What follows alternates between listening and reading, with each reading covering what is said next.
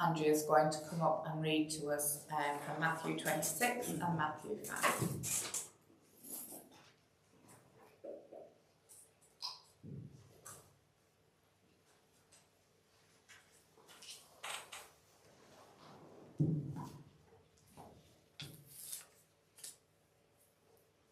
Matthew 26, verses 47 to 56. While he was still speaking, Judas, one of the 12, arrived. With him was a large crowd armed with swords and clubs, sent from the chief priests and the elders of the people. Now the betrayer had arranged a signal with them. "The one I kiss is the man. Arrest him." Going at once to Jesus, Judas said, "Greetings, Rabbi," and kissed him. Jesus replied, "Do what you came for, friend." Then the men stepped forward, seized Jesus, and arrested him. With that, one of Jesus' companions reached for his sword, drew it out, and struck the servant of the high priest, cutting off his ear. "Put your sword back in its place," Jesus said to him, "for all who draw the sword will die by the sword. Do you think I cannot call on my Father, and he will at once put at my disposal more than 12 legions of angels? But how then would the scriptures be fulfilled that say it must happen this way?" In that hour, Jesus said to the crowd, "Am I leading a rebellion, that you have come out with swords and clubs to capture me? Every day I sat in the temple courts, teaching, and you did not arrest me. But this has all taken place, that the writings of the prophets might be fulfilled." Then all the disciples deserted him and fled. And Matthew 5, verses 1 to 9. Now when Jesus saw the crowds, he went up on a mountainside and sat down. His disciples came to him, and he began to teach them. He said, "Blessed are the poor in spirit, for theirs is the kingdom of heaven. Blessed are those who mourn, for they will be comforted. Blessed are the meek, for they will inherit the earth. Blessed are those who hunger and thirst for righteousness, for they will be filled. Blessed are the merciful, for they will be shown mercy. Blessed are the pure in heart, for they will see God. Blessed are the peacemakers, for they will be called children of God."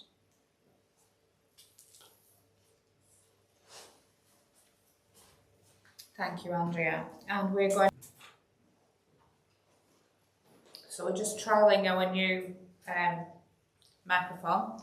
So I hope you can hear at the back well.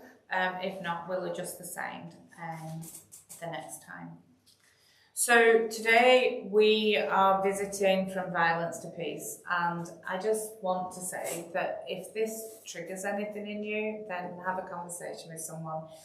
Some of us come from places where violence is in our country. Some of us come from violence where it's in our community, and some of us come from violence in the home. And so just be aware of that.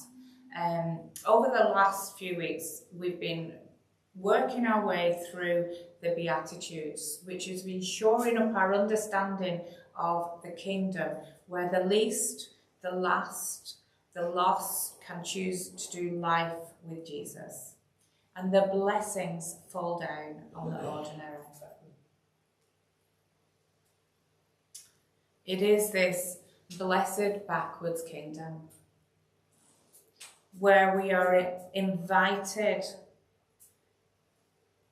by the Lord Almighty to change the way we see things, and that we move from violence to peace. Blessed are the peacemakers, for they will be called children of God.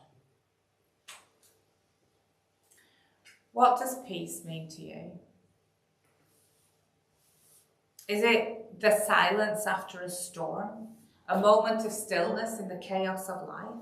A handshake after years of hostility? There was a programme on TV that I was reminded of this week where,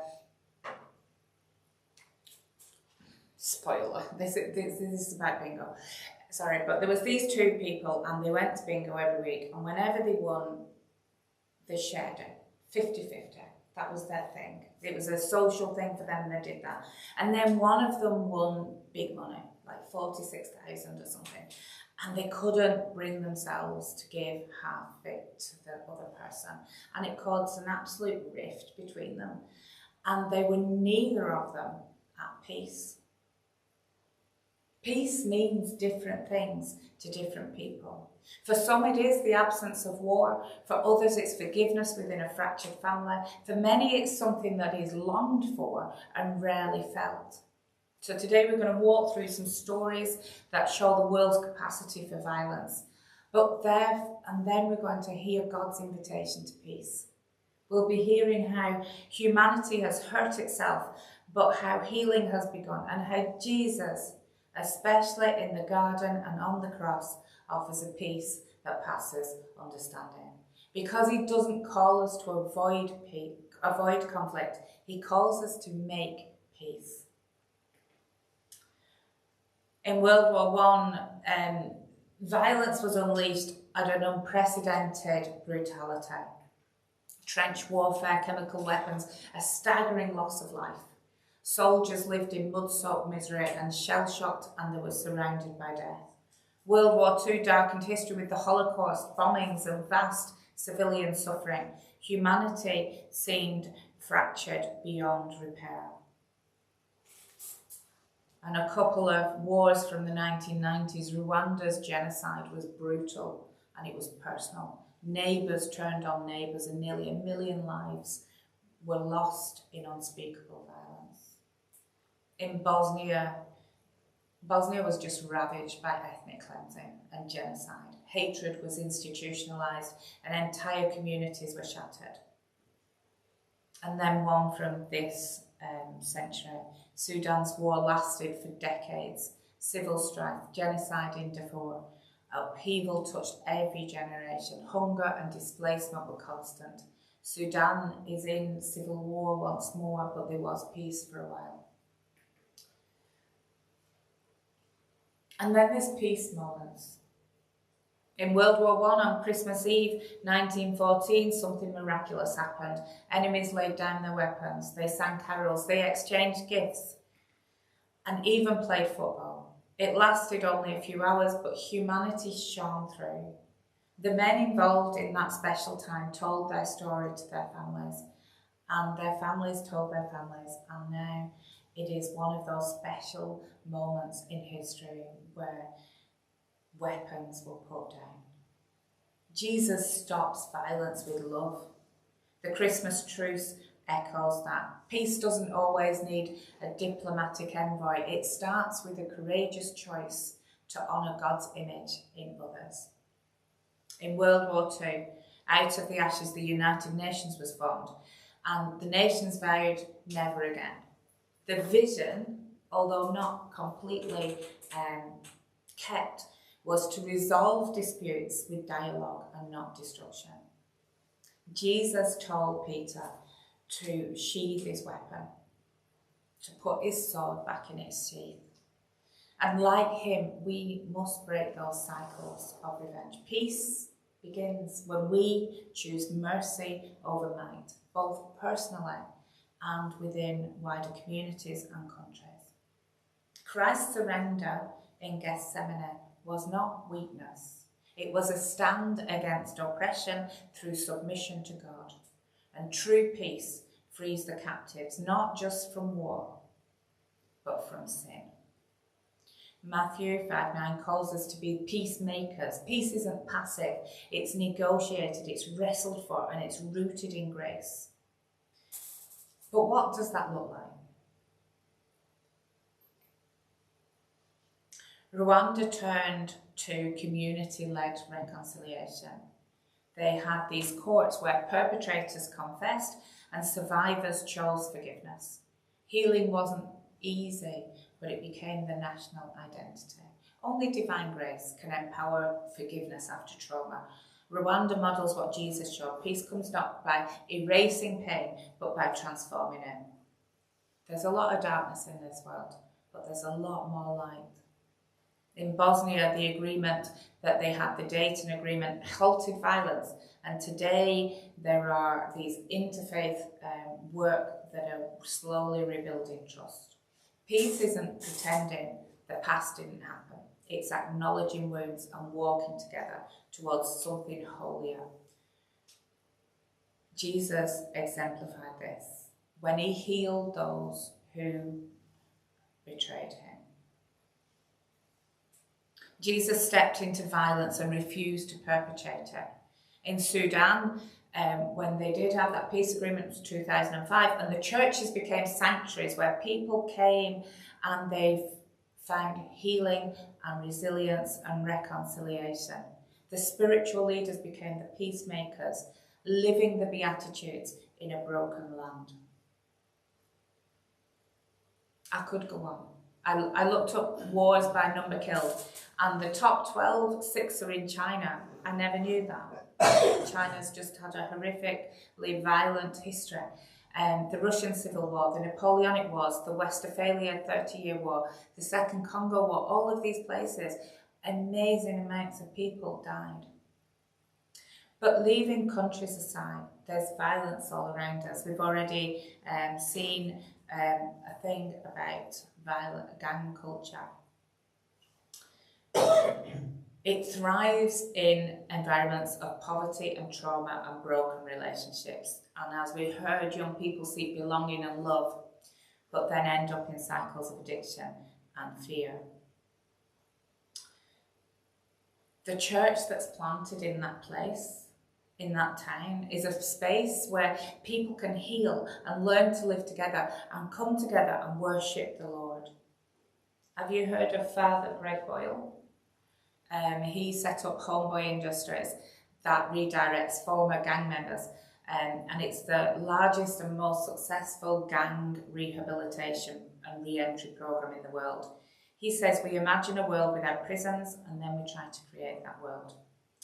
One of the services they offer is to take tattoos off people so that their gang logos are no longer visible. See, gang culture dehumanizes, but Jesus rehumanizes. He restores identity and dignity. The gospel calls us to see the image of God in every person, even those that society has cast aside. Greg Boyle says that gang violence is about a lethal absence of hope. And there are, of course, other types of violence, but countries and gangs will do us today because there is hope. If we take Rwanda, their reconciliation village,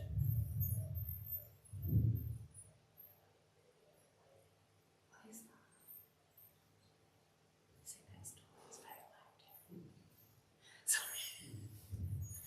Sorry. If we take Rwanda's reconciliation village, Maria lost her family in the genocide. She was murdered by Filbert, a man she once trusted. It was pain beyond words. But years later, Filbert confessed and worked on Maria's farm, and she forgave him, and today they live side by side.